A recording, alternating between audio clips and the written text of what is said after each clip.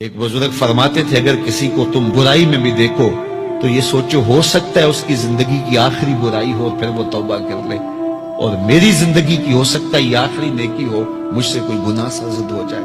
کتنے لوگ ہیں جو مرتبہ کمال پہ پہنچے لڑک گئے، بڑے بڑے لوگ تھے لیکن انجام ٹھیک نہیں ہوا۔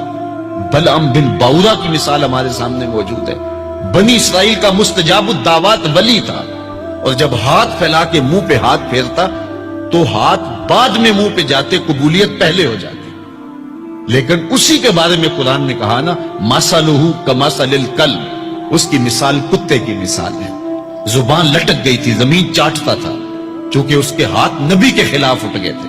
اس نے سمجھا تھا میں مستجاب الدعوات ہو گیا ہوں، اب جو چاہوں جس کے بارے چاہوں بد دعا کر دوں، لیکن بد دعا اپنے حق میں نکل گئی، زبان لٹک گئی۔ اس لیے میاں صاحب بولے، پڑھنے اتے مان کرینا نہ آکھی میں پڑھیا، او جبار کہار صداوے متا روڑ دیوے دودھ کڑیا۔ تو اس لیے ہر وقت ڈرتے رہو۔ ابھی ملیکہ کہتے ہیں میں نے 30 اصحاب رسول سے ملاقات کی ہے، 30 اصحاب رسول سے، تو میں نے ہر شخص کو فکر مند پایا ہے۔ وہ کہتے تھے ہمارا انجام ٹھیک ہو جائے، انجام ٹھیک ہو جائے۔ حضرت سیدنا ابو بکر صدیق رضی اللہ تعالیٰ عنہ، جن کے بارے میں میرے رسول کی زبان سے لفظ نکلے، ابو بکر فی الجنہ، ابو بکر جنتی ہے، لیکن وہ کہتے ہیں ایک چڑیا کو دیکھ کے شاخ پہ بیٹھی ہے، کہا واہ چڑیا کتنی موج ہے تجھے، ایک شاخ سے اڑتی ہے دوسری شاخ پہ بیٹھ جاتی ہے، اور قیامت کے دن تیرا حساب بھی نہیں ہوگا، پسے تو ہم ہیں جن کا حساب ہوگا۔ یہ وہ لوگ ہیں جن کی زندگی دیکھیے، ان الشیطان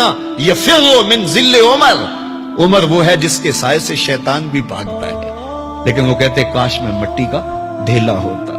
اللہ اکبر۔ حضرت عمر کہتے ہیں کہ اگر برابر سرابر بھی چھٹ گئے تو غنیمت جانیں گے، اگر برابر بھی چھٹ گئے تو پھر بھی غنیمت جانیں گے۔ یہ وہ لوگ ہیں جن کی زندگیاں تقوی سے عبارت تھی، اور اللہ کی خشیت جن کے سینوں کا نور تھا اور باطن کا سرور تھا۔ ہمارے بہت سارے معاملے اور بہت ساری خرابیوں کی جڑ یہ ہے کہ ہم نے اس دنیا کو اوڑھنا بچھونا بنا لیا۔ ایسے اس دنیا میں ہم زندگی گزار رہے ہیں جس طرح ہم نے اس دنیا سے کبھی جانا ہی نہ ہو۔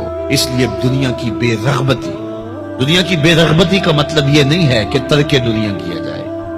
اس پر صوفیاء نے جو بات کہی وہ بہت خوبصورت کہی۔ وہ کہتے ہیں کہ دنیا کے اندر ایسے رہو جس طرح کشتی پانی میں رہتی ہے، کہ کشتی پانی میں رہتی بھی ہے لیکن پانی کو اپنے اندر آنے بھی نہیں دیتی۔ تم دنیا میں رہو، دنیا تمہارے اندر نہ رہے۔ اگر تم دنیا میں رہو گے تو خیر ہے، اگر دنیا تمہارے اندر رہی تو پھر کچھ نہیں بچ پائے گا۔ کشتی پانی میں رہے تو خود بھی تیرتی ہے، اوروں کو بھی تراتی ہے، لیکن اگر پانی کشتی میں آ گیا تو کشتی کو لے ڈوبے گا۔ اس کی رحمت کے دروازے کھلے ہیں، آج ہم اس کی چوکھٹ پہ آ جائیں، کل تو آنا ہی آنا ہے۔ پھر جو کفن میں منہ چھپا چھپا کے آتے پھریں گے، کیا اچھا ہو کہ خود کھلے منہ سے اس کی رحمت کے دروازوں پہ آ جائیں۔ اس کی رحمتیں آواز دے رہی ہیں، یا ایھا الانسان، او بھاگنے والے انسان، او نسیان کے پتلے، او بھولے ہوئے، او بھٹکے ہوئے، راستہ چھوڑ کے جانے والے، مالک کی رحمت کی آغوش کو ترک کر دینے والے، آجا پلٹ کے، ما غرک بربک الکریم، آجا تیرا رب بڑا ہی کریم ہے۔ قبل اس سے وہ ماننے سے انکار کر دے، توبہ کا دروازہ بند ہو جائے، سورج مغرب سے طلوع ہو جائے، پھر بندہ ہاتھ کاٹے۔ کسی نے چیخ چیخ کے مجھے کہا تھا، کوئی رو رو کے ترلے منتیں کر کے مجھے کہتا تھا، میں اس کی بات کو نہ سنا، کاش کہ اس کی پکار کو سن لیا ہوتا، اس کی آواز پہ لبیک کہہ دیا ہوتا، اور میں اس کے ساتھ چل پڑتا، اور وہ مجھے انگلی تھام کر محمد عربی کی چوکھٹ پہ پہنچا دیتا، تو آج یہ رسوائیاں میرا مقدر نہ ہوتی۔ صاحبو آؤ، کتاب رحمت آواز دے رہی ہے، کتاب رحمت تمہاری انگلی تھام رہی ہے اور تمہیں حضور کی چوکھٹ تک پہنچا رہی ہے، اور آمنہ کا لال تجھے اپنے دامن میں لے کے رب سے مغفرت اور بخشش کا پروانہ لے کے دے رہا ہے۔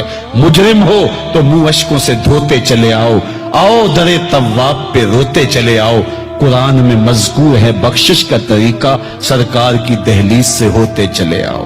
اور تھوڑی سی زندگی باقی ہے، بہت زندگی کاٹ چکی، آوارگی میں کاٹ دی، اور گناہوں میں کاٹ دی، منمانیوں میں کاٹ دی، خواہشات نفس میں کاٹ دی۔ آئیے ابھی سے اپنے اندر کو تبدیل کر لیجئے، اپنے احوال کی تبدیلی کا عزم مصمم کر لیجئے۔